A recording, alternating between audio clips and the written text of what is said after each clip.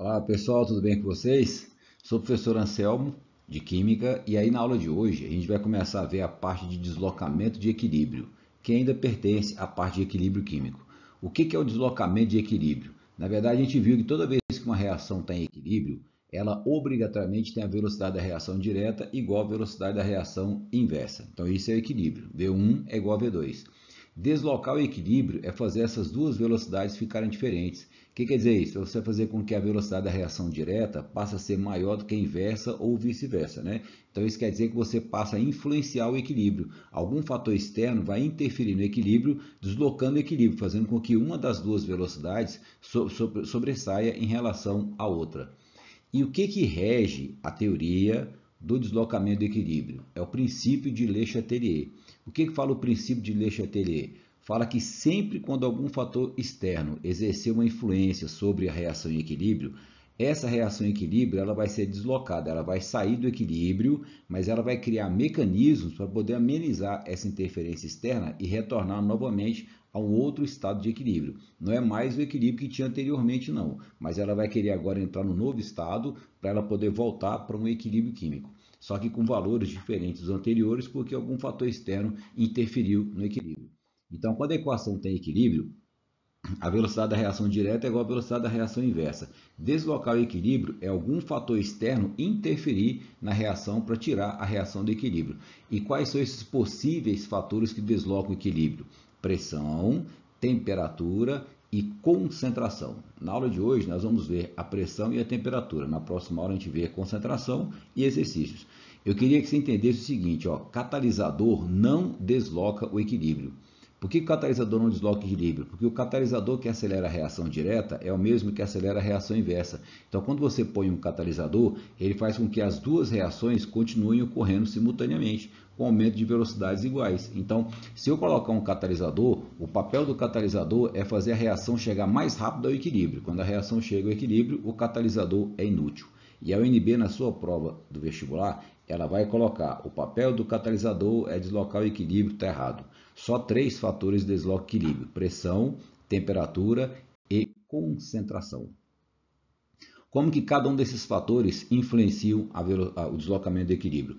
Por exemplo, pressão. Como é que a pressão exerce influência? Bom, é bom ressaltar que a pressão só vai exercer influência se você estiver trabalhando com sistemas gasosos. Sistemas gasosos, né? Eu tenho que ter pelo menos um componente gasoso fazendo parte do sistema. Qual é a relação que existe entre pressão e volume? Então, no vestibular, quando você fala de gases, os gases ocupam volume.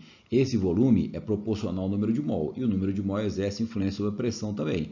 Então, qual é a ideia que você tem assim, da relação entre a pressão e o volume? Toda vez que você aumenta a pressão, aí provavelmente é porque você diminuiu o volume. Então, sempre quando a gente diminuir o volume, eu aproximo as moléculas, e aí, aproximando as moléculas, haverá um maior número de colisões entre elas. Então, a pressão e o volume são inversamente proporcionais, mas eu estou supondo a temperatura constante, tá? Então, sempre quando você aumentar a pressão, você vai favorecer aquela reação que ocorre com contração de volume. E se eu fizer o contrário? Por exemplo, se eu aumentar o volume do sistema, toda vez que você aumenta o volume, diminui a pressão. E aí você vai favorecer então aquela reação que ocorreu com expansão. Então vamos lá, de novo, com calma. Toda vez que você aumentar a pressão, o volume diminui. Então você favorece aquela reação que diminuiu o volume, que teve contração. Se eu diminuir a pressão, é porque o volume aumentou. Então eu vou favorecer aquela reação que ocorre com expansão de volume.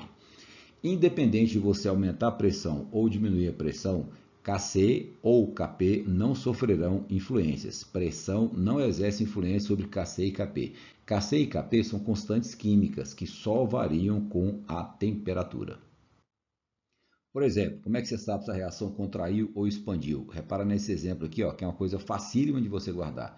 Repara lá, eu tenho 3H2 mais N2 dando 2NH3. A reação tem equilíbrio. Qual é a primeira coisa que você tem que fazer com qualquer equação no vestibular? Sempre fazer o balanceamento. Quando você faz o balanceamento, você acha 3 por H2, 1 por N2 e 2 por NH3. São esses números que você põe na frente, que são os coeficientes ou número de mols, é que vão te dar a ideia da relação entre pressão e volume. Olha lá, quantos mols nós temos no reagente? 3 mais 1, 4.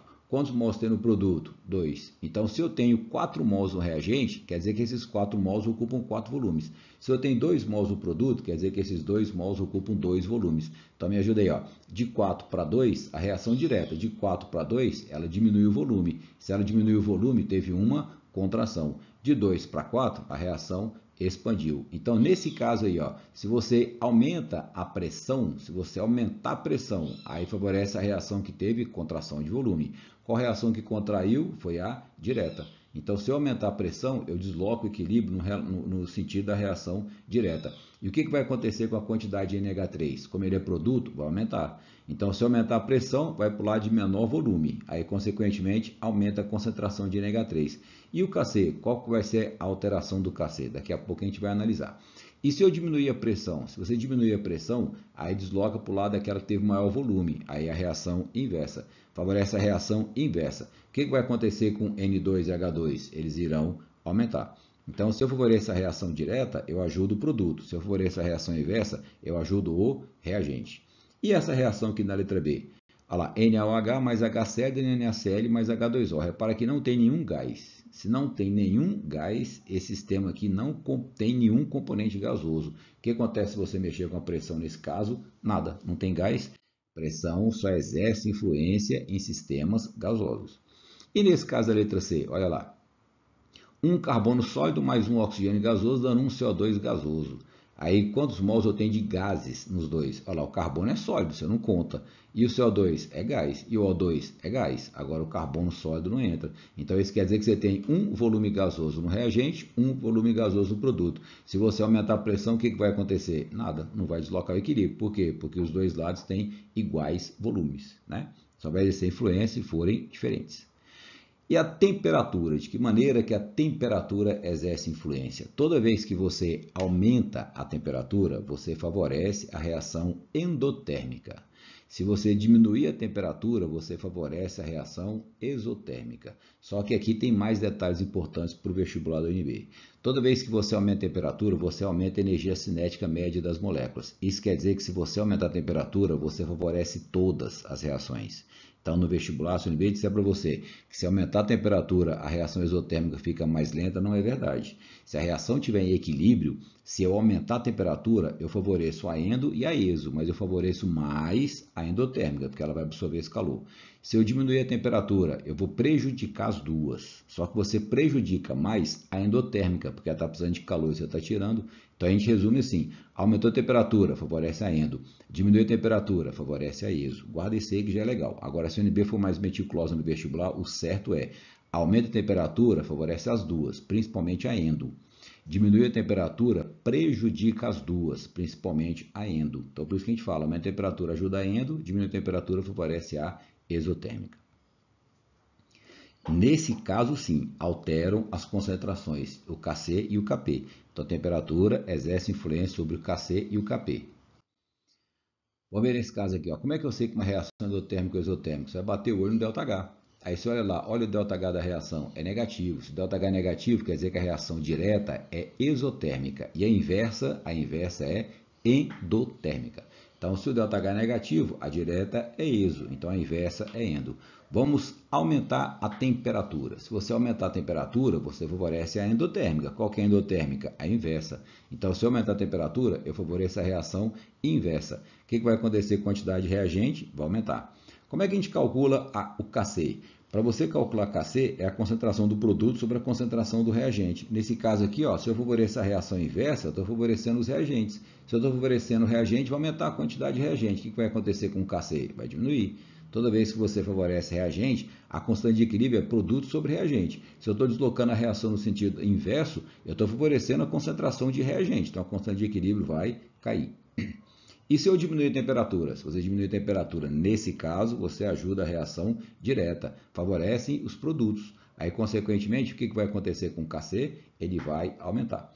Então, a reação direta ela vai ser favorecida, então aumenta o Kc. Reação inversa é favorecida, então diminui o valor da constante. E essa reação aqui, ó, H2 mais I2, dando mais calor, dando 2HI. Toda vez que o calor tiver no reagente, é porque as moléculas do reagente estão absorvendo esse calor. H2 mais I2 mais calor, ou seja, H2 e I2 vão absorver calor.